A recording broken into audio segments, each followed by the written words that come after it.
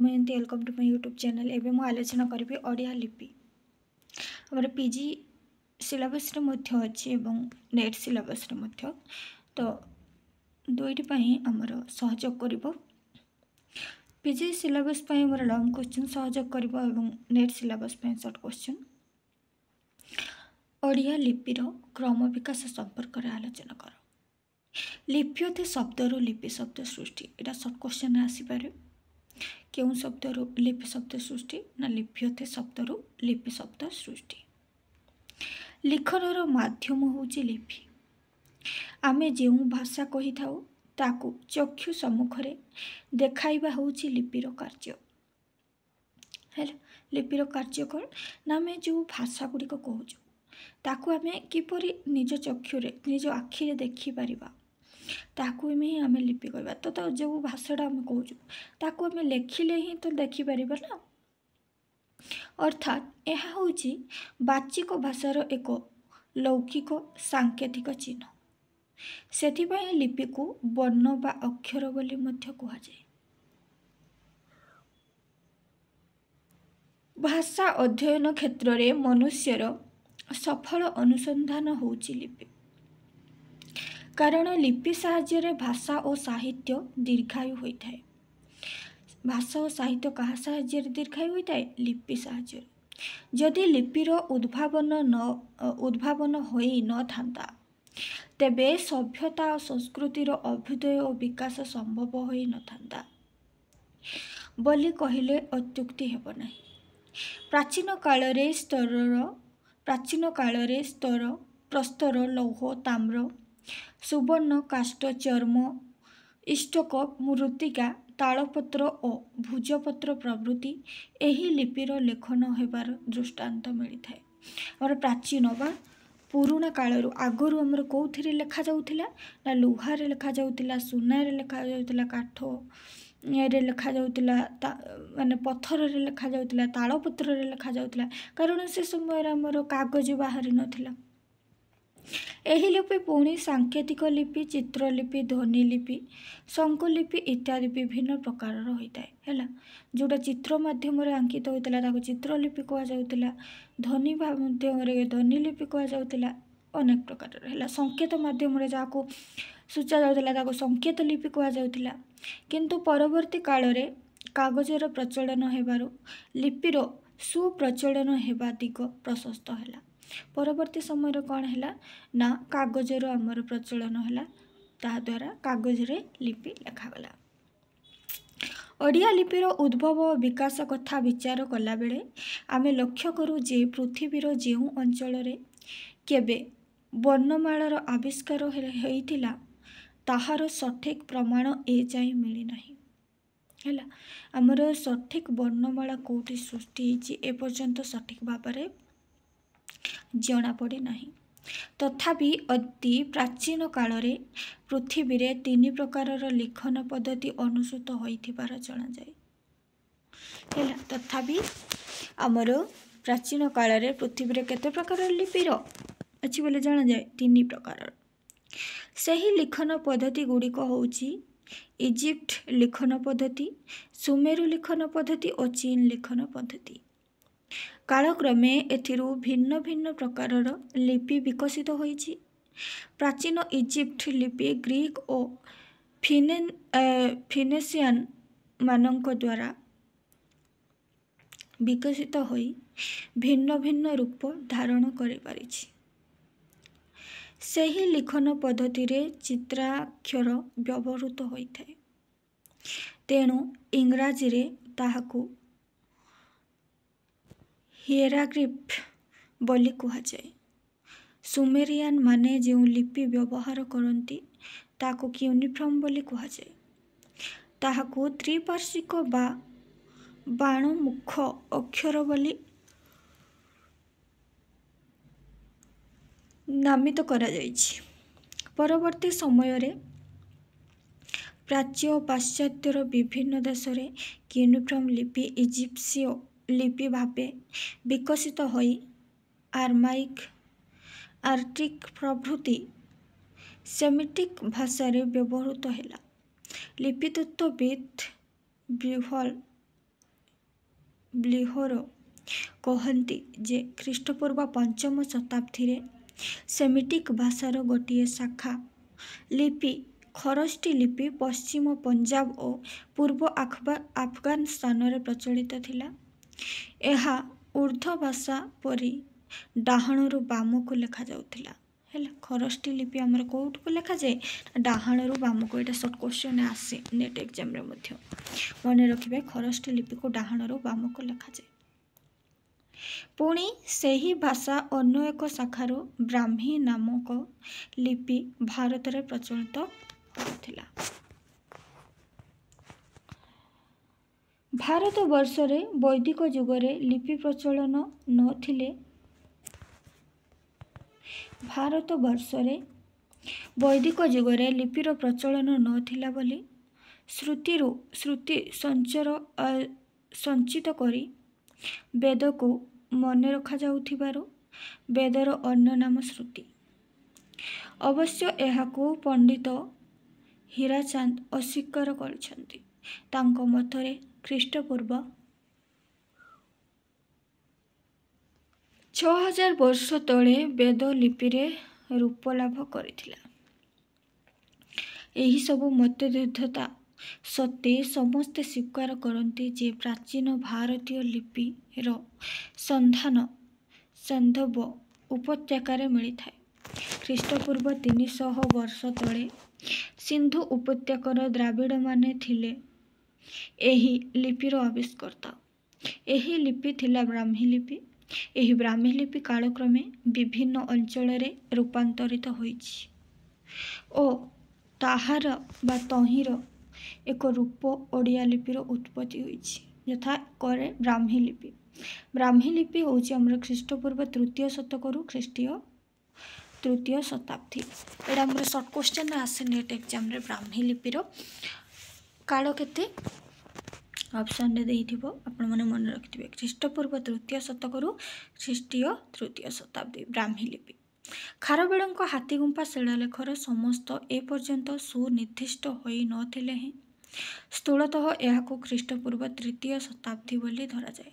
ଆମର ବ୍ରାହ୍ମୀ ଲିପି କେଉଁଠୁ ଜଣାଯାଏ? ନା ଖାରବେଳଙ୍କ ହାତୀଗୁମ୍ଫା ଶିଳାଲେଖରୁ। ଏଇଟା ମଧ୍ୟ ମନେ ରଖିବେ। ଏଥିରେ ଏଇଟା ସର୍ଟ କ୍ୱେଶ୍ଚନ୍ ଆସେ। ହେଲା, ଏଥିରେ ପ୍ରୟୋଗ ହୋଇଥିବା ଲିପି ହେଉଛି ବ୍ରାହ୍ମୀ ଲିପି। ଆମର ଖାରବେଳ ହାତୀଗୁମ୍ଫାରେ ଯେଉଁ ଲିପି ପ୍ରୟୋଗ ହୋଇଛି ତାକୁ ବି ଆମେ ବ୍ରାହ୍ମୀ ଲିପି ବୋଲି କହିଥାଉ। ପ୍ରାଚୀନ ବ୍ରାହ୍ମୀ ଲିପିରେ ଓଡ଼ିଶାର ବିଭିନ୍ନ ଅଞ୍ଚଳରେ ଖୋଦିତ ଅଶୋକାନୁଶାସନ ଗୁଡ଼ିକର ସମୟ ଖ୍ରୀଷ୍ଟୀୟ 1ମ ଶତାବ୍ଦୀ ପୂର୍ବବର୍ତ୍ତୀ। ଏହି ଲିପି ସହିତ ଆଧୁନିକ ଓଡ଼ିଆ ଲିପିର ସମ୍ପର୍କ ନାହିଁ।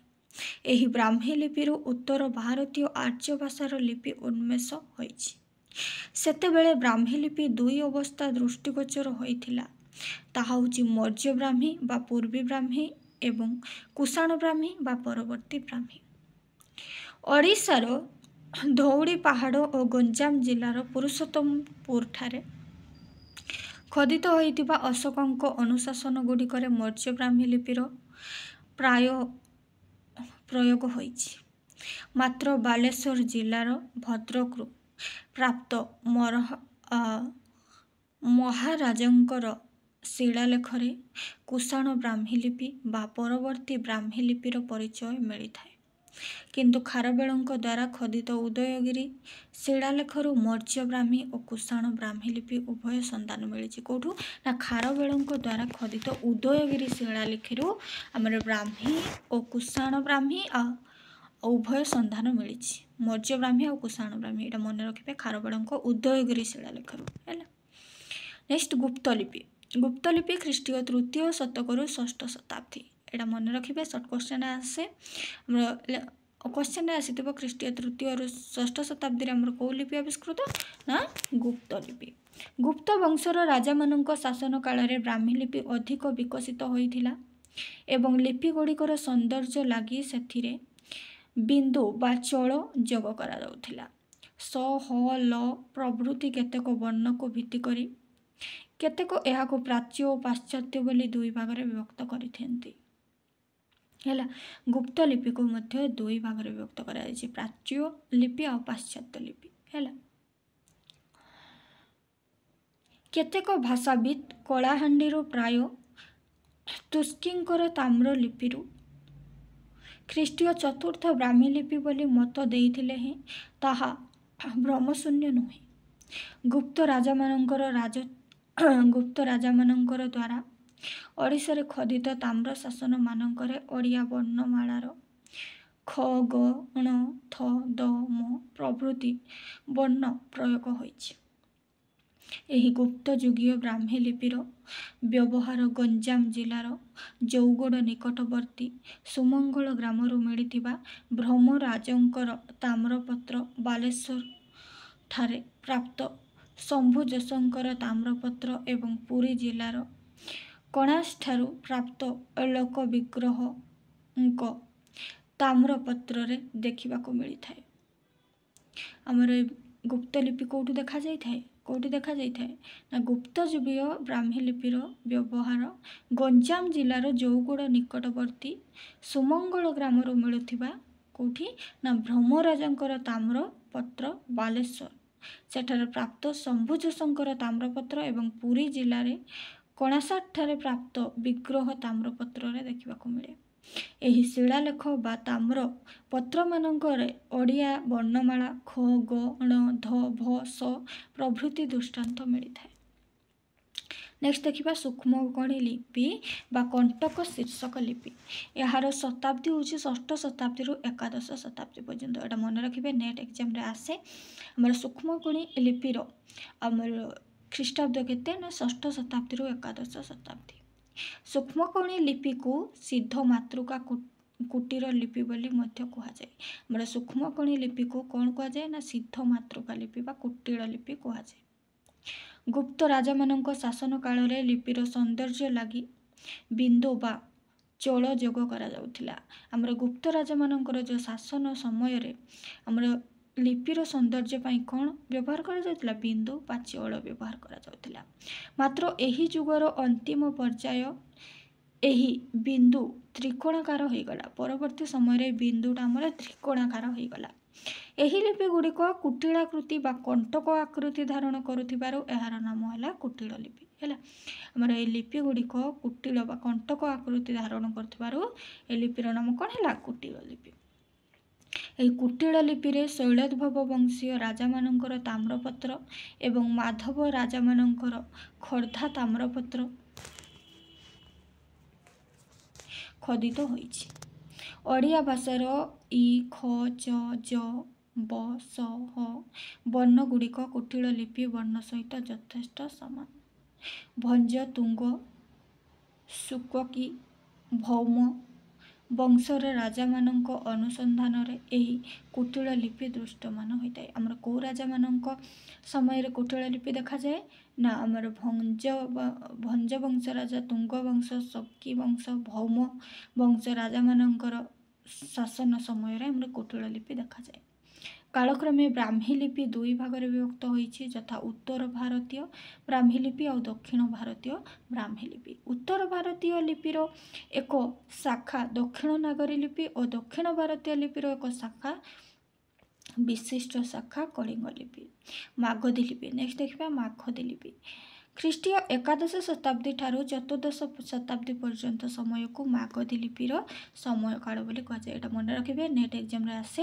ଆମର ଖ୍ରୀଷ୍ଟୀୟ ଏକାଦଶ ଶତାବ୍ଦୀରୁ ଖ୍ରୀଷ୍ଟୀୟ ଚତୁର୍ଦ୍ଦଶ ଶତାବ୍ଦୀ ହେଉଛି ମାଗଧୀ ଲିପି। ହେଲା, ଲିପିତତ୍ତ୍ୱବିତ୍ ଶ୍ରୀଯୁକ୍ତ ସତ୍ୟନାରାୟଣ ରାଜଗୁରୁଙ୍କ ମତରେ ଦଶମ ଶତାବ୍ଦୀ ବେଳକୁ ଓଡ଼ିଶାରେ ଦୁଇ ପ୍ରକାରର ଲିପି ପ୍ରଚଳନ ହୋଇଛି। ଆମର ଦଶମ ଶତାବ୍ଦୀ ବେଳକୁ କେତେ ପ୍ରକାରର? ଦୁଇ ପ୍ରକାର ଲିପି ପ୍ରଚଳନ ହୋଇଛି। ଏକରେ ଓଡ଼ିଶାର ପୂର୍ବୋତ୍ତର ଓ ପଶ୍ଚିମରେ ବ୍ୟବହୃତ ଲିପି। ଦୁଇରେ ଓଡ଼ିଶାର ଦକ୍ଷିଣ ଅଞ୍ଚଳରେ ବ୍ୟବହୃତ ଲିପି। ଦ୍ୱାଦଶ ଶତାବ୍ଦୀ ବେଳକୁ ଓଡ଼ିଶାରେ ଅନ୍ୟ ଏକ ଲିପି ପ୍ରଚଳନ ଆରମ୍ଭ ହୋଇଥାଏ। ଜିବୁହଲର ଏହାକୁ ପ୍ରୋଟୋ ବେଙ୍ଗଲୀ ସ୍କ୍ରିପ୍ଟ ବା ପ୍ରାକ୍ ବଙ୍ଗୀୟ ଲିପି ବୋଲି କୁହାଯାଏ। ମାତ୍ର ଡକ୍ଟର ଦୀନେଶ ଚନ୍ଦ୍ର ସରକାର ଏହାକୁ ଗୌଢ଼ୀ ଲିପି ବୋଲି କହିଛନ୍ତି। ଡକ୍ଟର କୁଞ୍ଜ ବିହାରୀ ତ୍ରିପାଠୀ ନିଜର PhD ସନ୍ଦର୍ଭରେ ଏହାକୁ ଏହି ନାମରେ ନାମିତ କରିଛନ୍ତି। ଏ କ୍ଷେତ୍ରରେ କେତେକ ଭାଷାବିତ୍ ଏହି ଲିପିକୁ प्रन ओडिया लिपि बोली मध्य कहिसेंती। साधारणतः पूर्व बंग भारत होची बंग ओडिशा और बिहार रे प्रचलित लिपि मागधी प्राकृत रु जन्म नेइथिबा लिपि को मागधी लिपि बोली कहा जाए हैला। हमर एही जो बंग ओडिशा और बिहार रे जो प्रचलित लिपि हमर मागधी प्राकृत रु जो लिपि जन्म ताकू ही हमें मागधी लिपि बोली कहि थाउ। एही मागधी लिपि को ही ओडिया बंगला आसामी भोजपुरी मैथिली प्रभृति भाषा रे लिपि गुड़िक सृष्टि होइछि। सेथिरु मागधी लिपि को प्रत्न ओडिया प्रत्न बंगला और प्रत्न मैथिली बोली कहा जाए। ना मागधी लिपि को कौन कहा जाए ना प्रत्न ओडिया प्रत्न बंगला और प्रत्न मैथिली। नेक्स्ट देखिबा प्राचीन ओडिया लिपि। प्राचीन ओडिया लिपि हमर 14 शताब्दी रो 16 शताब्दी पर्यंत एटा मन रखिबे नेट एग्जाम रे आसे। प्राचीन ओडिया लिपि रो काल होची 14 शताब्दी रो 16 शताब्दी। एही समय रे उत्तर भारतीय लिपि रो आधुनिक ओडिया ए ओई ओ औ वर्ण गुड़िकर उत्पत्ति होइछि। प्रत्न ओडिया बा प्रत्न बंगीय लिपिर क्रम विकास 15 शताब्दी पर्यंत होइथिबार देखिबाको मिले। एही समय रे गंग राजा मानकर शिलालेख और ताम्र शासन रे प्रत्न ओडिया लिपि व्यवहृत होइछि। को शासन रे ना हमर गंग राजा मानकर शिलालेख और ताम्र शासन रे प्रत्न ओडिया लिपि व्यवहृत होइछि। गंग वंश राजत्व शेष आड़कू ओडिया भाषा रे वर्तुलाकार लिपि गुड़िक जन्म नेइथिला हैला। हमर गंग वंशर शेष आड़कू कौ कालर वर्तुलाकार लिपि जन्म नेइथिला। एही वर्तुलता लागी शिलालेख खदक खुंटिया माने दायी बोली अनेक विश्वास करती। किंतु जॉन बीम्स को मत होउची प्राचीन काल रे पंडित माने ताम्रपत्र मानकरे लौह लेखनी साहाय्य रे लिखन कार्य करुथिबार सरलीकृत तालपत्रर शिरा गुड़िक वर्तुलाकार करुथिले। जेहेतु आमर तालपत्र रे सीधा लेखिले चिरी जीव तेणुकर वर्तुलाकार लिपि व्यवहार करथिले। एही लिपि को प्राचीन ओडिया लिपि भावे ग्रहण करा जाए हैला। प्राचीन ओडिया लिपि बोली कहा जाए। प्राचीन ओडिया लिपि निदर्शन रूपे चिकाकल पतेश्वर देवालय रे थिबा भानुदेव शिलालेख, जाजीपुर सिद्धेश्वर मंदिर रे खोदित होइतिबा चतुर्थ नरसिंह देवंकर शिलालेख, संबलपुर पद्मपुर निकटस्थ नरसिंह मंदिर बैजिल देवंकर शिलालेख, पुरी मंदिर रे जय विजय तोरण उभय पार्श्व कपिलेश्वर देव पुरुषोत्तम देव और प्रतापरुद्र देवंक शिलालेख को ग्रहण करा जाए हैला। आमर प्राचीन ओडिया लिपि को स्थान को को स्थान रे लिपि को जना जाए ना नरसिंह जय विजय तोरण उभय पार्श्व कपिलेन्द्र देव पुरुषोत्तम देव और प्रतापरुद्र देवंक शिलालेख को ग्रहण करा जाए हैला। नेक्स्ट देखिबा आधुनिक ओडिया लिपि। आधुनिक ओडिया लिपिर समय होची 16 शताब्दी रो परवर्ती समय पर्यंत। एटा मन रखिबे शॉर्ट क्वेश्चन आसे। आधुनिक ओडिया लिपिर समय केते ना 16 शताब्दी रो परवर्ती पर्यंत। 16-17 शताब्दी बेलकू ओडिया लिपि क्रमशः परिवर्तन रूप धारण करी आधुनिक ओडिया लिपि भाव स्वीकृति होइछि। विभिन्न तालपत्र पोथी ताम्रफल शिलालेख मानकरे एही लिपि दृष्टांत मिलता है। आधुनिक ओडिया लिपि साधारणतः 2टी शिलालेख रूप देखा मिले। गोटे प्रकार रूप होची साधारणी अन्यटी करणी लिपि हैला। 2 प्रकार देखा जाए साधारणी और करणी। साधारणी रूप साधारणतः स्कूल कॉलेज बा शिक्षानुष्ठान और साधारण लेखकों द्वारा अनुसृत होउथिबा बेले हमर साधारण लिपि कोठी देखा जाए ना स्कूल कॉलेज और शिक्षानुष्ठान रे हैला। आ करणी पद्धति विशेष करी जमी जमा रेकर्ड पत्र मरहिन रे लिखा जाए। हमर करण लिपि कोठी लिखा जाए ना हमर जमी जमा जो रेकर्ड पत्र रे हैला पट्टा पत्र रे। अनेक तालपत्र पोथी रे मध्य एही लिपि व्यवहार होइथिबार लक्ष्य करा जाए हैला।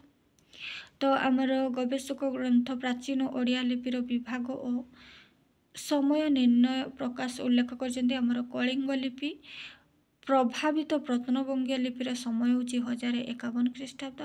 प्रत्नबंगीय लिपिर ख्रीष्टाब्द होची 1261 ख्रीष्टाब्द। नागरी सम्मिश्रित प्रत्नभंगीय लिपिर ख्रीष्टाब्द होची 1395 ख्रीष्टाब्द। नागरी लिपि होची 1403 ख्रीष्टाब्द। प्राचीन ओडिया लिपि होची 1366 रु 1566 ख्रीष्टाब्द। एहीपरि नाना परिवर्तनर सोपान अतिक्रम करी ओडिया लिपि एक स्वयं संपूर्ण अवस्था उपनीत होइछि। नेक्स्ट, ओडिया लिपिर उन्मेष विषय रे आलोचना कर। क्वेश्चन नंबर 2, ओडिया लिपिर उन्मेष विषय। केउ अंचल रे प्रथमे लिपिर उन्मेष होइतिला ताहा अद्यावधि सठिक भाବରେ निरूपित होई पारे नाही। लिपि हेउची बाचिक भाषार एक लौकिक सांकेतिक रूप। लिपि कौन ना एक बाचिक भाषार एक लौकिक सांकेतिक कार्य। लिप्यते शब्दरू लिपि शब्द सृष्टि। आमर लिपि शब्द कौन सृष्टि? लिप्यते शब्दरू। एटा मन रखबे, शॉर्ट क्वेश्चन आसे। भाषा अध्ययन क्षेत्र में मनुष्यर सफल अनुसंधान होची लिपि। लिपि साहाय्य रे भाषा और साहित्य दीर्घायु होइछि। मानव सभ्यता और संस्कृतिर उन्मेष और विकास रे लिपि भूमिका गुरुत्वपूर्ण। मनुष्य मनरे जन्म नेउथिबा भाव, अनुभव, चेतना, चिंता, इच्छा, आकांक्षा प्रभृति को भाषा माध्यम रे लिखित प्रक्रिया द्वारा व्यक्त करिबा पई जेउ सब संकेतर सृष्टि होइछि से सब को लिपि कुहा जाय। हेलो, लिपि का कुहा जाय ना मनुष्य जन्म नेउथिबा हमर मनुष्य मनरे जो चेतना, चिंता, इच्छा, आकांक्षा जहाँ भी जात हुए ताकू जो प्रकाश करा जाए ताकू लिपि कुहा जाए। लिपि को वर्ण बा अक्षर बोली कुहा जाए। पृथ्वी रे अनेक लिखित भाषा रही। विभिन्न भाषा विभिन्न संख्यक अक्षर रही। भिन्न भिन्न भाषार अक्षर बा लिपिर आकार और उच्चारण समान नुहे। है आम समस्त भिन्न भिन्न सब प्रकार भाषार लिपिर उच्चारण समान कि समान नुहे। लिपिर उन्मेष और विकास प्रति दृष्टि निक्षेप कले जना जाए पृथ्वीर विभिन्न अंचल भिन्न भिन्न लिपि उन्मेष घटी अनुमित हुए। प्राथमिक अवस्था विभिन्न शब्द पद बा वाक्य निमित्त निर्दिष्ट सांकेतिक चिन्ह व्यवहार करा जाइथाय। हैला हमर विभिन्न स्थान रे हमर विभिन्न शब्द और पद वाक्य पाई हमर निर्दिष्ट संकेतर चिन्ह व्यवहार करा जाइथाय। हैला एहाकू सार्वजनीन करिबा निमित्त श्रृंखलाबद्ध संकेत मान व्यवहृत हैला। क्रम विकसित धारारे सेही सब संकेत लिपिर स्वरूप धारण करिथिला। गोष्ठी और जाति विशेष व्यवहार करुथिबा भाषानुसारे पृथ्वीर विभिन्न अंचल भिन्न भिन्न आकृति विशिष्ट लिपि प्रचलन हैला एवं जनसाधारण उच्चारण अनुजाई प्रत्येक भाषार ए लिपि संख्या आकृति और उच्चारण पद्धति सुनिर्दिष्ट होईगला। प्राचीन काल रे प्रस्तर लौह ताम्र सुवर्ण रौप्य काष्ठ चर्म इष्ट खरपर मृत्तिका पापिरस तालपत्र और भुजपत्र प्रभृति रे विभिन्न अंचल रे अधिक अधिवासी माने लिपि लेखुथिले अथवा खदन करुथिले। हैला हमर प्राचीन काल पुराणा काल रे हमर कोथिरे लेखा जाउतिला ना लौह ताम्र हैला हमर पत्थर रे लेखा जाउतिला लुहा रे लेखा जाउतिला हैला चर्म रे लेखा जाउतिला तालपत्र रे लेखा जाउतिला। प्राथमिक पर्याय रे सांकेतिक लिपि लिखन हेले ही पद्धतिर उत्तरण चित्रलिपि ध्वनिलिपि और शंकुलिपि प्रभृति लिखित होइथिला। सर्वशेष सबशेष यार परिवर्तन घटी भिन्न भिन्न भाषा पाई विभिन्न आकृति लिपि जन्म नेला। हैला हमर विभिन्न भाषा पाई विभिन्न लिपि जन्म नेला। भाषा अभिव्यक्ति आदेश घोषणा प्रभृति शिला धातव पत्र प्राचीन वृक्ष प्रभृति रे खदन करा जाइथिला अथवा चर्म काष्ठ खरपर आदि लिखन होई निर्दिष्ट स्थान बा व्यक्ति विशेषक निकटर प्रेरण होइथिला।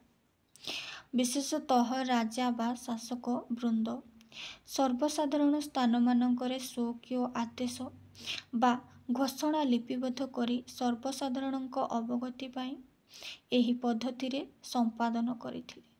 କୌଣସି ଗୁମ୍ଫା ବା ପର୍ବତରେ ସେହି ଅଞ୍ଚଳରେ ଅଧିବାସୀ ପ୍ରସ୍ତରରେ ଲିପି ଖୋଦନ ପୂର୍ବକ ସେମାନଙ୍କର ଅଭିବ୍ୟକ୍ତି ଲିପିବଦ୍ଧ କରିଥିଲେ।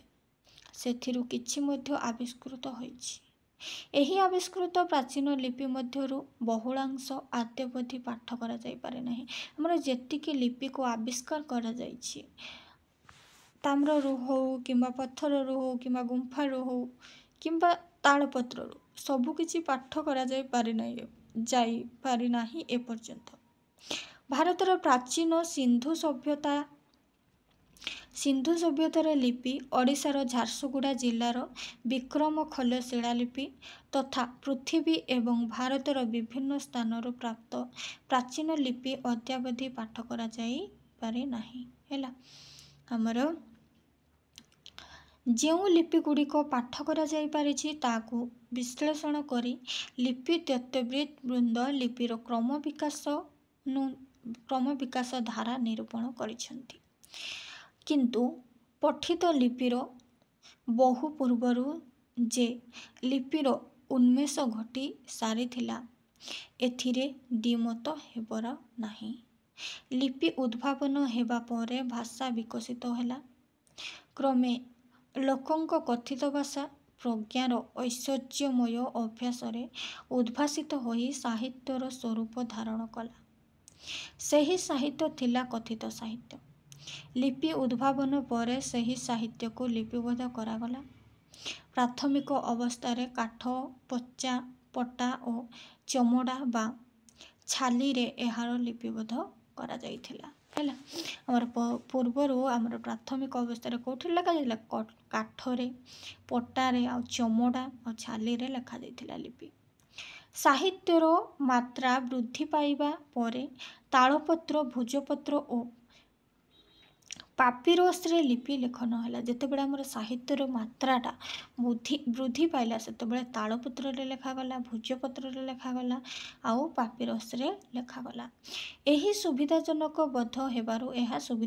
ବୋଧ ହେବାରୁ ପୃଥିବୀର ବିଭିନ୍ନ ଅଞ୍ଚଳରେ ପ୍ରଚଳନ ହେଲା। ଯେହେତୁ ପତ୍ରରେ ଲେଖିବା ପାଇଁ ସୁବିଧା ହେଲା, ମାନେ ପଥରରେ ଖଦେଇକି ଲେଖୁଥିଲେ, କେତେ ସମୟ ହେଉଥିଲା, ଟିକେ ପିଟି ତ ପତ୍ରରେ ତ ଶୀଘ୍ର ହେଲା ନା, ତେଣୁକରି ବିଭିନ୍ନ ଅଞ୍ଚଳରେ ପ୍ରଚଳିତ ହେଲା। ପ୍ରାଚ୍ୟ ଦେଶମାନଙ୍କରେ ତାମ୍ରପତ୍ର ବା ଭୁଜପତ୍ରରେ ଏବଂ ପାଶ୍ଚାତ୍ୟ ଦେଶମାନଙ୍କରେ ପାପିରସ୍ ନାମକ ଏକ ବୃକ୍ଷ ପ୍ରସ୍ତୁତ ପଟିରେ ଲିପି ଲିଖନ ହେଲା। ପ୍ରାଚ୍ୟ ଦେଶରେ ଆମର ତାଳପତ୍ର ଆଉ ଭୁଜପତ୍ରରେ ଲେଖାଗଲା, ଆଉ ପାଶ୍ଚାତ୍ୟ ଦେଶମାନଙ୍କରେ ଆମର ପାପିରସ୍ରେ ଲେଖାଗଲା। ହେଲା, ତାଳପତ୍ର, ଭୁଜପତ୍ର ବା ପାପିରସ୍ରୁ ଆଣି ନିର୍ଦ୍ଦିଷ୍ଟ ଆକୃତିରେ ପ୍ରସ୍ତୁତ କରିବା ପରେ ଲୌହ ଲେଖନୀ ବା ଅନ୍ୟାନ୍ୟ କୌଣସି ଧାତବ ପଦାର୍ଥରେ ସେଥିରେ ଲେଖାଯାଉନଥିଲା। ଲେଖା ସରିଲେ ସେଗୁଡ଼ିକ ଏକତ୍ର ପତ୍ରାଙ୍କିତ କରାଯାଇ ବନ୍ଧା ହୋଇ ପରବର୍ତ୍ତୀ କାଳରେ କାଗଜର ଉଦ୍ଭାବନ ହେଲା। ସେଗୁଡ଼ିକୁ ବନ୍ଧା ହୋଇ ରଖାଯାଉଥିଲା, ତାପରେ ପରେ କାଗଜ ଉତ୍ପାଦନ ହେଲା। ପାପିରସ୍ ଗଛର ଗଣ୍ଡିରୁ ପ୍ରଥମେ କାଗଜ ପ୍ରସ୍ତୁତ କରାଯିବାରୁ କାଗଜ ପାଶ୍ଚାତ୍ୟ ଦେଶରେ ପେପର କୁହାଗଲା। ଯେହେତୁ ପାପିରସ୍ ଗଛରୁ ଆମର ପ୍ରଥମେ କାଗଜ ସୃଷ୍ଟି ହେଲା, ତେଣୁକରି ତାକୁ ପେପର ବୋଲି କୁହାଗଲା। ଏଇଟା ମନେ ରଖିବେ। ଏହା ସୁବିଧାଜନକ ନ ହେବାରୁ ବାଉଁଶ ମଣ୍ଡ, ସବାଇ ଘାସ ପ୍ରଭୃତିରୁ କାଗଜ ସୃଷ୍ଟି ହେଲା। ତାପରେ ଆମର ବାଉଁଶ ମଣ୍ଡ ଆଉ ସବାଇ ଘାସରୁ କାଗଜ ସୃଷ୍ଟି ହେଲା। କାଗଜର ପ୍ରଚଳନ ହେତୁ ଲିପିର ପ୍ରଚଳନ ବ୍ୟାପକ ଓ ବିସ୍ତୃତ ହୋଇଥିଲା। ପୃଥିବୀର ବହୁ ପ୍ରାଚୀନ ଲିପି ପାଠ ହୋଇପାରି ନଥିବା ସ୍ଥଳେ ଲିପିତତ୍ତ୍ୱବିତ୍ ମାନେ ପୃଥିବୀରେ 3 ପ୍ରକାରର ଲିଖନ ପଦ୍ଧତି ପ୍ରଚଳନ ଥିଲା ବୋଲି ମତ ପ୍ରକାଶ କରିଥାନ୍ତି। ସେହି ଲିଖନ ପଦ୍ଧତି ଗୁଡ଼ିକ ହେଉଛି ଇଜିପ୍ଟ ଲିଖନ ପଦ୍ଧତି, ସୁମେରୁ ଲିଖନ ପଦ୍ଧତି ଓ ଚୀନ ଲିଖନ ପଦ୍ଧତି। ଏହି 3 ପ୍ରକାରର ଲିଖନ ପଦ୍ଧତିରୁ ଭିନ୍ନ ଭିନ୍ନ ଲିପି ବିକଶିତ ହୋଇଛି ବୋଲି ଲିପିତତ୍ତ୍ୱବିତ୍ମାନଙ୍କର ମତ। ସୂଚନାଯୋଗ୍ୟ ଯେ ଭାରତରୁ ଆବିଷ୍କୃତ ସନ୍ଦର୍ଭ ଲିପି ଓ ତାହାର ସମକାଳୀନ ଲିପିକୁ ବିଚାରକୁ ନିଆଯାଇ ନାହିଁ। ବିଶେଷତଃ ଗବେଷକମାନେ ସନ୍ଧର ଲିପିକୁ ଖ୍ରୀଷ୍ଟପୂର୍ବ 2000 ପୂର୍ବରୁ ବିବେଚନା କରାଯିବାର ହୃଦବୋଧ ହୁଏ। ଆମର ସନ୍ଧ ଲିପିକୁ କେତେରୁ ବିବେଚନା କରାଯାଏ? 2000 ବର୍ଷ ପୂର୍ବରୁ। ଭାରତରେ ଆଜିକୁ 5000 ବର୍ଷ ପୂର୍ବେ ଏହା ଏକ ଉନ୍ନତ ମାନର ସଭ୍ୟତାର ବିକାଶ ଘଟିଲା ଏବଂ ସେମାନେ ଉନ୍ନତ ଲିପି ବ୍ୟବହାର ଜାଣିଲେ। ତେଣୁ ବ୍ୟକ୍ତ କରାଯାଇପାରେ ଭାରତର ଏକ ସ୍ୱତନ୍ତ୍ର ଲିଖନ ପଦ୍ଧତି ଥିଲା, ଯହିଁରୁ ସନ୍ଧର୍ଭ ଲିପି ଜନ୍ମ ନେଲା। ଲିପିତତ୍ତ୍ୱବିତ୍ମାନେ ଏ ସମ୍ପର୍କରେ ଗବେଷଣା କଲେ ଅଧିକରୁ ଅଧିକ ତଥ୍ୟ ପାଇପାରିବେ। ବହୁ ପ୍ରାଚୀନ ଯୁଗରେ ଭାରତୀୟ ମାନେ ଏକ ପ୍ରକାରର ଅଦ୍ଭୁତ ଲିପି ବ୍ୟବହାର କରୁଥିଲେ ବୋଲି ସିନ୍ଧୁ ସଭ୍ୟତାର ଅବଶେଷରୁ ମିଳିବା ମୃତ୍ପାତ୍ର, ମୁଦ୍ରା ଓ ଅନ୍ୟାନ୍ୟ ଗୃହୋପଯୋଗୀ ଉପକରଣରେ ଅଙ୍କିତ ଚିତ୍ରରୁ ଜଣାଯାଏ। ସେଗୁଡ଼ିକ ଆକୃତି ସଂକେତର ଚିହ୍ନ ସଦୃଶ ମିଶର, ବାଲିନିଆନ ଓ ପୃଥିବୀର ଅନ୍ୟାନ୍ୟ ଅଞ୍ଚଳରେ ଯେପରି ଚିତ୍ର ସାହାଯ୍ୟରେ ଭାବ ପ୍ରକାଶ କରାଯାଉଥିଲା, ଏ କ୍ରମ ସହିତ ଚିତ୍ରଗୁଡ଼ିକ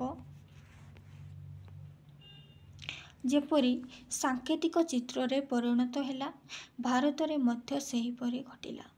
ପରବର୍ତ୍ତୀ କାଳରେ ସେହି ସାଙ୍କେତିକ ଚିତ୍ରଗୁଡ଼ିକ ଦୁର୍ବୋଧ୍ୟ ଅକ୍ଷରାବଳୀରେ ପରିବର୍ତ୍ତିତ ହୋଇଥିଲା। ଭାରତରେ ମଧ୍ୟ ଠିକ୍ ସେଇଆ ଘଟିଲା। ଭାରତରୁ ପ୍ରାପ୍ତ ସନ୍ଦର୍ଭ ଲିପି ଏବଂ ଭାରତରେ ପ୍ରଚଳିତ ବ୍ରାହ୍ମୀ ଲିପିର ସମୟ ମଧ୍ୟରେ 2000 ବର୍ଷ ବ୍ୟବଧାନ ରହିଛି। ଅଦ୍ୟାବଧି ସନ୍ଦର୍ଭ ଲିପି ଓ ବ୍ରାହ୍ମୀ ଲିପିର ମଧ୍ୟବର୍ତ୍ତୀକାଳୀନ କୌଣସି ଲିପି ଆବିଷ୍କୃତ ହୋଇନଥିବାରୁ ସନ୍ଦର୍ଭ ଲିପି ପାଠୋଦ୍ଧାର ସମ୍ଭବ ହୋଇପାରିନାହିଁ। ଏହା ସତ୍ୟ ଯେ ସନ୍ଦର୍ଭ ଲିପି ଉନ୍ମେଷ ହେବା ପରେ 2000 ବର୍ଷ ମଧ୍ୟରେ ଭାରତୀୟବାସୀ ନିଶ୍ଚିତ ଭାବରେ କୌଣସି ଲିପି ବ୍ୟବହାର କରୁଥିବେ। ପ୍ରମାଣିତ ହୁଏ, ସେହି ଅଜ୍ଞାତ ଲିପିରୁ ହିଁ ବ୍ରାହ୍ମୀ ଲିପି ଜନ୍ମ ନେଇଛି।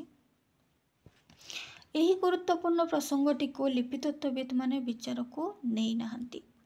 ଲିପିତତ୍ତ୍ୱବିତ୍ମାନେ ଯେଉଁ 3 ପ୍ରକାରର ଲିଖନ ପଦ୍ଧତି ପ୍ରାଚୀନ କାଳରେ ପ୍ରଚଳିତ ଥିବା ବିବେଚନା କରିଛନ୍ତି, ତନ୍ମଧ୍ୟରୁ ପ୍ରାଚୀନ ଇଜିପ୍ଟ ଲିପି ଗ୍ରୀକ୍ ଓ ଫିନିସିଆନମାନଙ୍କ ଦ୍ୱାରା ବିକଶିତ ହୋଇ ଭିନ୍ନ ଭିନ୍ନ ରୂପ ଧାରଣ କରିଥିଲା। ଇଜିପ୍ଟ ଲିଖନ ପଦ୍ଧତିରେ ଚିତ୍ରାକ୍ଷର ମଧ୍ୟ ବ୍ୟବହୃତ ହୋଇଥାଏ। ଏହି ଚିତ୍ରାକ୍ଷରକୁ ଇଂରାଜୀରେ ହିଏରୋଗ୍ଲିଫ୍ କୁହାଯାଏ। ପ୍ରାଚୀନ ସୁମେରୀୟ ଲିପିକୁ କ୍ୟୁନିଫର୍ମ କୁହାଯାଏ। ଏଇଟା ମନେ ରଖିବେ ହେଲା। ପ୍ରାଚୀନ ସୁମେରୀୟ ଲିପିକୁ କ୍ୟୁନିଫର୍ମ କୁହାଯାଏ ହେଲା। ଚିତ୍ର ଲିପିକୁ ଇଂରାଜୀରେ ହିଏରୋଗ୍ଲିଫ୍ କୁହାଯାଏ। ଲିପିତତ୍ତ୍ୱବିତ୍ମାନେ କ୍ୟୁନିଫର୍ମ ବା ସୁମେରୀୟ ଲିପିକୁ ପାର୍ସିକ ବା ବାମମୁଖ ଅକ୍ଷର ବୋଲି ନାମିତ କରିଛନ୍ତି। ସୁମେରୀୟ ମାନେ କ୍ୟୁନିଫର୍ମ ଲିପିକୁ କ'ଣ ବୋଲି କହିଛନ୍ତି? ବାମମୁଖ ଅକ୍ଷର ବୋଲି କହିଛନ୍ତି। ଲିପିର କ୍ରମ ବିକାଶ ଧାରାରେ ସେହି କ୍ୟୁନିଫର୍ମ ଲିପି ବିକଶିତ ହୋଇ ଇଜିପ୍ସିୟ ଲିପି ଭାବରେ ଆରାମାଇକ୍, ଆର୍ଟିକ୍ ପ୍ରଭୃତି ସେମିଟିକ୍ ଭାଷାରେ ବ୍ୟବହୃତ ହେଲା। ଲିପିତତ୍ତ୍ୱବିତ୍ ଜି. ବ୍ୟୁହଲରଙ୍କ ମତରେ ଖ୍ରୀଷ୍ଟପୂର୍ବ 5ମ ଶତାବ୍ଦୀର ସେମିଟିକ୍ ଭାଷାର ଗୋଟିଏ ଶାଖାର ଲିପି ଖରଷ୍ଟି ଲିପି ପଶ୍ଚିମ ପଞ୍ଜାବ ଓ ପୂର୍ବ ଆଫଗାନିସ୍ତାନରେ ପ୍ରଚଳିତ ଥିଲା। ଏହି ଖରଷ୍ଟି ଲିପି ଉର୍ଦ୍ଦୁ ଭାଷା ସଦୃଶ ଡାହାଣରୁ ବାମକୁ ଲେଖାଯାଉଥିଲା। ଏଇଟା ମନେ ରଖିବେ। ଖରଷ୍ଟି ଲିପିକୁ କୁଆଡ଼େ ଲେଖାଯାଉଥିଲା ନା ଡାହାଣରୁ ବାମକୁ। ପୁନର୍ବାର ସେହି ସେମିଟିକ୍ ଭାଷାର ଅନ୍ୟ ଏକ ଶାଖାରୁ ବ୍ରାହ୍ମୀ ନାମକ ଲିପିର ଉନ୍ମେଷ ଘଟି ଭାରତରେ ପ୍ରଚଳିତ ହେଲା। ସୂଚନାଯୋଗ୍ୟ ଯେ ଖ୍ରୀଷ୍ଟପୂର୍ବ 5ମ ଶତାବ୍ଦୀରେ ପଶ୍ଚିମ ପଞ୍ଜାବ ଓ ପୂର୍ବ ଆଫଗାନିସ୍ତାନର ଭାରତବର୍ଷର ଅନ୍ତର୍ଭୁକ୍ତ ଥିଲା ତଥା ସେହି ଭୂଖଣ୍ଡସ୍ଥ ଶଳାତୁରୀୟ ଗ୍ରାମରେ ପ୍ରାତଃସ୍ମରଣୀୟ ଭାଷାବିଜ୍ଞାନୀ ପାଣିନି ଜନ୍ମ ନେଇଥିଲେ। ପାଣିନି ସ୍ୱରଚିତ ଶାସ୍ତ୍ରରେ ଲିପିକାର ଶବ୍ଦ ଉଲ୍ଲେଖ କରୁଥିବାରୁ ହୃଦବୋଧ ହୁଏ ଭାରତରେ ଖ୍ରୀଷ୍ଟପୂର୍ବ 5ମ ଶତାବ୍ଦୀ ପୂର୍ବରୁ ଲିପିର ପ୍ରଚଳନ ଥିଲା। କ'ଣ ବୋଲି ଜଣାଯାଏ ନା ଆମର ଖ୍ରୀଷ୍ଟପୂର୍ବ 5ମ ଶତାବ୍ଦୀ ପୂର୍ବରୁ ଲିପିର ପ୍ରଚଳନ ଥିଲା ବୋଲି ଜଣାଯାଏ। ଡକ୍ଟର ବ୍ୟୁହଲର କିନ୍ତୁ ମତ ପ୍ରଦାନ କରନ୍ତି ଯେ ଫିନୋନେସିଆ ଲିପିରୁ ବ୍ରାହ୍ମୀ ଲିପି ସୃଷ୍ଟି। ଡକ୍ଟର ବ୍ୟୁହଲର କ'ଣ ମତ ଦିଅନ୍ତି ନା ଫିନୋନେସିଆ ଲିପିରୁ ବ୍ରାହ୍ମୀ ଲିପିର ସୃଷ୍ଟି। ସେ ମଧ୍ୟ ଉଲ୍ଲେଖ କରିଛନ୍ତି ଖ୍ରୀଷ୍ଟପୂର୍ବ 8ମ ଶତାବ୍ଦୀରେ ଏହି ଲିପି ମେସୋପୋଟାମିଆ ବାଟେ ବାଣିଜ୍ୟ ବ୍ୟବସାୟ ମାଧ୍ୟମରେ ଭାରତରୁ ଆସିଥିଲା। ବ୍ରାହ୍ମୀ ଲିପି ଭାରତର ନିଜସ୍ୱ। ଏ ସମ୍ପର୍କରେ ଗବେଷକ କୀର୍ତ୍ତନ ନାରାୟଣ ପାଢ଼ୀ ମତ ପ୍ରକାଶ କରିଛନ୍ତି ଯେ ପ୍ରାଚୀନ କାଳରେ ପୃଥିବୀରେ ସର୍ବପ୍ରଥମେ 3ଟି ଦେଶରେ ଲିପିର ବ୍ୟବହାର ଥିବାର ପ୍ରମାଣ ମିଳେ। କେତୋଟି ଲିପି? 3ଟି ଲିପିର ବ୍ୟବହାର ମିଳେ, ଯଥା ଭାରତ, ସୁମେର ଆଉ ଇଜିପ୍ଟ। ଏଯାବତ୍ ମିଳିଥିବା ପୃଥିବୀର ସର୍ବପ୍ରାଚୀନ ଲିପି ପାଠ ହୋଇପାରେ ନାହିଁ। ଲିପି ବର୍ଣ୍ଣଗୁଡ଼ିକ ଗୋଟିଏ ପ୍ରକାରର ଉଚ୍ଚାରଣ ହୁଏ ଓ ଶବ୍ଦଗୁଡ଼ିକ ଭିନ୍ନ ପ୍ରକାରର। ସେହି ଲିପିର ବର୍ଣ୍ଣମାଳାକୁ ଆଲଫାବେଟ୍ କୁହାଯାଏ। ହେଲା, ଏହି ଶବ୍ଦଟି ସେମିଟିକ୍ ଆଲଫ ଓ ବେ ଏବଂ ଗ୍ରୀକ୍ ଆଲଫା ଓ ବିଟାକୁ ନେଇ ଗଠିତ। ଆଲଫା ଅର୍ଥ ଷଣ୍ଢ ଓ ବିଟା ଅର୍ଥ ଘର। ଏହି ଲିପିରୁ ଇଜିପ୍ଟର ଚିତ୍ରଲିପି ସୂଚନା ମିଳେ। ପ୍ରାଚୀନ କାଳରେ ଇଜିପ୍ଟରେ ଚିତ୍ର ମାଧ୍ୟମରେ ଫିନିସିଆନ୍ ମାନେ ଅକ୍ଷର ଲେଖୁଥିଲେ। ପ୍ରଥମେ ସେହି ଚିତ୍ରଲିପିରୁ ମାତ୍ର 22 ଗୋଟିକୁ ନେଇ ଗୋଟିଏ ଆଲଫାବେଟ୍ ପ୍ରଚଳନ କରାଗଲା, ଯାହାକୁ ଗ୍ରୀକ୍ ଓ ମେସୋପୋଟାମିଆ ବା ସେମିଟିକ୍ ଅନୁସରଣ କଲେ। କିନ୍ତୁ ଆଲଫାବେଟ୍ରେ ଗୋଟିଏ ଅକ୍ଷର ଭିନ୍ନ ଭିନ୍ନ ଶବ୍ଦରେ ଭିନ୍ନ ଭିନ୍ନ ଭାବରେ ଉଚ୍ଚାରିତ ହୁଏ। ହେଲା,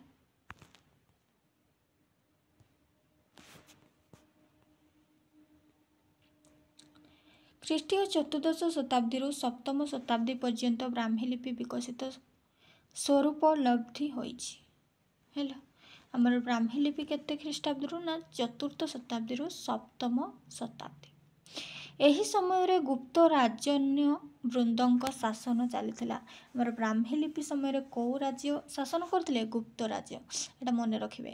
ସେହି ବଂଶର ରାଜାମାନେ ହେଲେ ବିଶାଖା ବର୍ମା, ଉମା ବର୍ମା, ଅନନ୍ତ ବର୍ମା, ଅନନ୍ତ ବର୍ମା ଇତ୍ୟାଦି। ସମୁଦ୍ରଗୁପ୍ତଙ୍କର ପ୍ରୟୋଗ ସ୍ତମ୍ଭ ଲିପିରେ ବ୍ୟବହୃତ ଲିପି ସହିତ ଏହି ଲିପିର ସାମଞ୍ଜସ୍ୟ ରହିଛି। ସପ୍ତଦଶ ଶତାବ୍ଦୀରୁ ଏକାଦଶ ଶତାବ୍ଦୀ ମଧ୍ୟରେ ଗୁପ୍ତ ଯୁଗୀୟ ବ୍ରାହ୍ମୀ ଲିପିର ବ୍ୟାପକ ପରିବର୍ତ୍ତନ ସଂଘଟିତ ହୋଇଥିଲା। ଗୁପ୍ତ ଯୁଗରେ ଲିପିର ସୌନ୍ଦର୍ଯ୍ୟ ବୃଦ୍ଧି ପାଇଁ ଯେଉଁ ବିନ୍ଦୁ ବା ଚୂଳ ସଂଯୋଗ ହୋଇଥିଲା, ତାହା ଏହି ସମୟରେ ତ୍ରିକୋଣାକାର ହୋଇଥିଲା। ଏହି ପରିବର୍ତ୍ତିତ ଲିପିକୁ କୁଟିଳ ଲିପି କୁହାଯାଉଥିଲା। ହେଲା, ଯେଉଁଟା ତ୍ରିକୋଣ ରୂପ ଧାରଣ କରିଥିଲା ତାକୁ କୁଟିଳ ଲିପି କୁହାଯାଉଥିଲା। ଶୈଳୋଦ୍ଭବ ବଂଶର ରାଜ୍ୟ ବୃନ୍ଦାବନ ଦତ୍ତ ତାମ୍ରପତ୍ରରେ ପ୍ରାୟତଃ ଏହି କୁଟିଳ ଲିପି ଦେଖାଯାଏ। କୁଟିଳ ଲିପି କେଉଁଠି ଦେଖାଯାଏ? ଶୈଳୋଦ୍ଭବ ବଂଶର ରାଜ୍ୟ ବୃନ୍ଦ ପ୍ରଦତ୍ତ ତାମ୍ରପତ୍ରରେ। ଏଇଟା ମନେ ରଖିବେ। ବିଶେଷତଃ ମହାସାମନ୍ତ ମାଧବ ରାଜାଙ୍କର ଗଞ୍ଜାମ ତାମ୍ର ଶାସନ ଓଡ଼ିଆ ଭାଷା ଓ ଲିପି ତତ୍ତ୍ୱର ଭାରତୀୟ ଭାଷା ଓ ଲିପି ସଂସ୍ପର୍ଶରେ ଆସି ପରିବର୍ତ୍ତିତ ରୂପ ଧାରଣ କରିଥିଲା। ଏହି ସମୟରେ ଚୀନ ପରିବ୍ରାଜକ ହୁଏନ୍ ସା ଓଡ଼ିଶା ଆଗମନ କରିଥିଲେ। ସେ ଉଲ୍ଲେଖ କରିଛନ୍ତି ଯେ କଙ୍ଗଦବାସୀ ଉତ୍ତର ଭାରତୀୟ ଭାଷା ବ୍ୟବହାର କରୁଥିଲେ। ସେହି ସମୟରେ ତସଳ, କସଳ, କଳିଙ୍ଗ, କଙ୍ଗଦର ଭାଷାରେ ସାମାନ୍ୟ ପ୍ରଭେଦ ପରିଲକ୍ଷିତ ହୋଇନଥିଲା। ଶକ ହୁନମାନଙ୍କ ଅତ୍ୟାଚାରରେ ଅତିଷ୍ଠ ହୋଇ ଉତ୍ତର ଭାରତରୁ ମଧ୍ୟ ବହୁ ବ୍ରାହ୍ମଣ ଓ କ୍ଷତ୍ରିୟ ଓଡ଼ିଶା ଭୂଖଣ୍ଡକୁ ପଳାଇ ଆସିଥିଲେ। ସେମାନେ ମଧ୍ୟ ଉତ୍ତର ଭାରତୀୟ ଭାଷା ଓ ଲିପି ବ୍ୟବହାର କରୁଥିଲେ। तेणु एही समयरे ओडिया भाषा और लिपि उत्तर भारतीय भाषा और लिपि सहित संबंध रक्षा पूर्वक परिवर्ती रूप ग्रहण करिथिला। लिपि विवर्तन धारारे प्रत्येकटी वर्णर शिरोदेश को पेड़ी परी चारि कोणिया करा जाइथिला। तेणु एही लिपिर नाम पेटिका शिरोलिपि बा पेटिका शीर्षक लिपि होइथिला। पेटिका शीर्षक लिपि क्या कहुला ना आमर से समय ओडिया भाषा और लिपि उत्तर भारतीय भाषा लिपि सहित संबंध रक्षा पूर्वक परिवर्ती रूपे ग्रहण करा जाउथिला। लिपि विवर्तन धारारे प्रत्येकटी वर्णर शिरोदेश को पेड़ी परी चारि कोणिया करा जाउथिला। तेणुकरी ताको पेटिका लिपि कहा जाउथिला। एटा मने रखिबे। बाक्टक राजा प्रबरसेन द्वितीय प्रदत्त ताम्र पत्र रे एही लिपि देखा जाए। हमर पेटिका लिपि कोठी देखा जाए हमर बाक्टक राजा प्रबरसेन को द्वितीय प्रदत्त ताम्र पात्र रे लिपि देखा जाए। ब्राह्मी लिपि एटा मन रखिबे केउ राजा ताम्र रे देखा जाए हमर पेटिका लिपि ना बाक्टक राजा प्रबरसेन द्वितीय ताम्र पत्र रे लिपि देखा जाए। ब्राह्मी लिपिर क्रम विकास धारारे यह दुई भाग रे विभक्त और पेटिका लिपि दुई भाग रे विभक्त। उत्तर भारतीय ब्राह्मी लिपि और दक्षिण भारतीय ब्राह्मी लिपि। उत्तर भारतीय लिपिर गोटिए शाखा दक्षिण नागरी लिपि तथा दक्षिण भारतीय लिपिर एक वैशिष्ट शाखा होची कलिंग लिपि। ख्रीष्टीय नवम शताब्दी रे आधुनिक ओडिया वर्णमाला ए क ख ग ध म ज जी स ह प्रभृति अक्षर मान सठिक आकृति गठन कर सारिथिला। एतत् भिन्न आ इ ए ओइ ओ ओ प्रभृति स्वरवर्ण आधुनिक लिखन भंगी रूप नहीं गठित हैला। पृच्छ देई अक्षर पद्धति भौम जुगर आरंभ होइतिला। समवंश राजत्व पर्यंत बलवत्तर थिला। यह परिणत स्वरूप एकादश शताब्दी बेलू ओडिया वर्णमाला गोटे सूत्रधार आधार धारण कला। एकादश शताब्दी रे अक्षरर आकृति आधुनिक ओडिया अक्षर निकटतर तथा अधिकांश क्षेत्र रे प्राय समान। गंग सम्राट अनंत बर्मन चड़गंगर राजत्वरु एही सूत्रर लिपि प्रचलित हैला तथा ओडिशार समस्त सामंत राज्यवृंद एही लिपि को अनुकरण कले। एही समय रे समग्र ओडिशा रे ओडिया भाषा और लिपिर आदृति वृद्धि पाइला। फल खोदित शिलालेख और उत्कीर्ण ताम्र मानकरे संस्कृत और प्राकृत शब्द सहित अनेक लोक प्रचलित शब्द लेखन हैला। एही समय रे ओडिया लिपि विकसित धारारे पंथ ओडिया लिपि स्वरूप परिचिह्नित होइथिला। एकादश ठारू चतुर्दश शताब्दी मध्य लिपि विशिष्ट लक्षण धारण करिथिला। उर्जाम शिलालेख कपिलास दधिनौती शिलालेख शंकरानंद मठ ताम्रशासन केन्दुली ताम्रशासन सिद्धेश्वर मंदिर स्तंभाभिलेख प्रभृति एही लिपिर परिदृष्ट। उपरि भाग लिपिर गोल न होई रेखा उत्कीर्ण करा जाइछि। तालपत्र रे लौह लेखनी द्वारा अंकित वर्तुळाकार ओडिया अक्षरर यह होछि प्राचीन स्वरूप। लिपितत्वविद माने मध्य एही लिपि को प्रत्न ओडिया लिपि बोली कहती। एथिरु जणा जाए जे चतुर्दश शताब्दी राजकीय कार्य संस्कृत परिवर्ते ओडिशार सर्वसाधारण बुझी पारुथिबा ओडिया भाषा लेखागला। तो आजिर आलोचना समाप्त करिबा। परवर्ती वीडियो रे अन्य क्वेश्चन आलोचना करिबा। रहूछि नमस्कार।